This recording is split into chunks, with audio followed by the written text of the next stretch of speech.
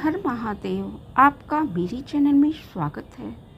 आज के इस वीडियो में जानेंगे कि सोमावती अमावस्या की व्रत की कथा क्या है। सोमावती अमावस्या में पीपल के पेड़ के नीचे गणपति बप्पा एवं माँ पार्वती की पूजा करने के उपरांत सोना धोबिन की पूजा करने के उपरांत किसी वस्तु को लेकर 108 बार परिक्रमा करने के उपरांत ये कहानी अवश्य ही सुनना चाहिए, क्योंकि इसके बिना ये व्रत पूरा नहीं माना जाता है। आइए कहानी सुने, उससे पहले हाथ में अक्षत पुष्प ले लें। एक गरीब ब्राह्मण का परिवार था। उस परिवार में पति पत्नी के अलावा एक पुत्री भी थी। वह पुत्री धीरे धीरे बड़ी होने लगी। उस पुत्री में समय और बढ़ती उम्र के साथ सभी स्त्रियोचित गुणों का विकास हो रहा था। वह लड़की सुंदर, संस्कारवान एवं गुणवान थी, किंतु गरीब होने के कारण उसका विवाह नहीं हो पा रहा था। एक दिन उस ब्राह्मण के घर एक साधु महाराज पधारे। वो उस कन्या के सेवा भाव से काफ़ी प्रसन्न हुए। कन्या को लंबी आयु का आशीर्वाद देते हुए साधु ने कहा कि इस कन्या की हथेली में विवाह रेखा नहीं है। तब ब्राह्मण दंपति ने साधु से उपाय पूछा कि कन्या ऐसा क्या करे जो उसके हाथ में विवाह योग बन जाए। साधु ने कुछ देर विचार करने के बाद अपनी अंतर्दृष्टि से ध्यान करके बताया कि कुछ दूरी पर एक गांव में सोना धोबिन नाम की धोबी जाति की एक महिला अपने पुत्र बहू के साथ रहती है, जो बहुत ही आचार विचार एवं संस्कार संपन्न है, पति परायण है। यदि वह कन्या उनकी सेवा करे और वह महिला इसकी शादी में अपने मांग का सिंदूर इसकी मांग में लगा दे, उसके बाद इस कन्या का विवाह हो तो इस कन्या का वैधव्य योग मिट सकता है। साधु ने यह भी बताया कि वह महिला कहीं आती जाती नहीं है। यह बात सुनकर ब्राह्मणी ने अपनी बेटी से धोबिन की सेवा करने की बात कही। अगले दिन कन्या प्रातःकाल उठकर सोना धोबिन के घर जाकर साफ सफाई अन्य सारे कार्य करके अपने घर वापस आ जाती है। एक दिन सोना धोबिन अपनी बहू से पूछती है कि तुम तो सुबह ही उठकर सारे काम कर लेती हो और पता भी नहीं चलता।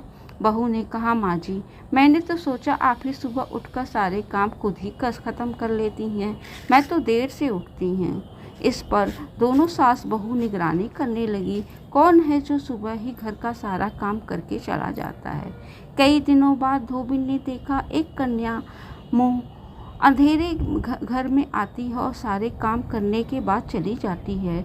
जब वह जाने लगी तो सोना धोबिन उसके पैरों पर गिर पड़ी। पूछने लगी, आप कौन है? इस तरह छुपकर मेरे घर में चाकरी क्यों करती हैं? तब कन्या ने साधु द्वारा कही गई सारी बात बताई। सोना धोबिन पति परायण थी, उसमें तेज था, वह तैयार हो गई। सोना धोबिन के पति थोड़ा अस्वस्थ थे। उसने अपनी बहू से अपने लौट आने तक घर पर ही रहने कहा। सोना धोबिन जैसे ही अपने मांग का सिंदूर उस कन्या की मांग में सजाया, उसका पति मर गया। उसे इस बात का पता चला वह घर से निराजल ही चली थी। यह सोचकर रास्ते में कहीं पीपल का पेड़ मिलेगा तो सोमावती अमावस्या में के व्रत में भौरी देकर उसकी परिक्रमा करके ही जल ग्रहण करेगी। उस दिन सोमावती अमावस्या थी। ब्राह्मण के घर मिले पूरे पकवान की जगह उसने ईंट के टुकड़ों से 108 बार भौरी देकर 108 बार पीपल के पेड़ की परिक्रमा की। उसके बाद जल ग्रहण किया। ऐसे करते ही उसके पति के मुर्दा शरीर में वापस जान आ गई। धोबिन का पति वापस जीवित हो गया। इसीलिए सोमावती अमावस्या के दिन से शुरू करके जो व्यक्ति हर अमावस्या के दिन भौरी देता है, उसके सुख सौभाग्य में वृद्धि होती है।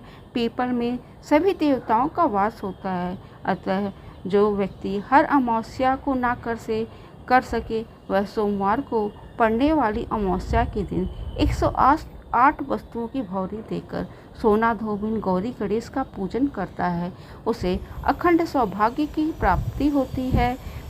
ऐसी कथा प्रचलित है कि पहली सोमावती अमावस्या के दिन धान पान हल्दी सिंदूर सुपावड़ी की भौरी दी जाती है। उसके बाद अपने सामर्थ्य के अनुसार फल मिठाई सुहाग की सामग्री खाने की सामग्री इत्यादि किसी चीज़ से भी ये भौरे दिया जा सकता है। यह सामान आप ब्राह्मण को दे सकते हैं या ननद या भांजे को दिया जा सकता है। यदि आपको मेरी वीडियो अच्छी लगती है उसको लाइक करें, शेयर करें, सब्सक्राइब करें और बेल बटन दबाना ना भूलें।